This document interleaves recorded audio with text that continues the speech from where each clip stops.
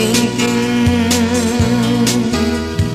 Kalung sina say tangi Lanu Kommah Gacheng Ting Kalung sina say tangi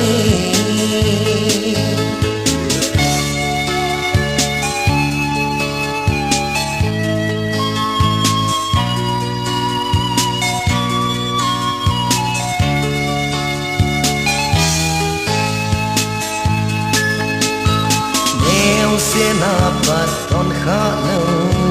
na donate nei nolin ka hin letter thozong reply holding again ko Lanu Kommah Gacheng Ting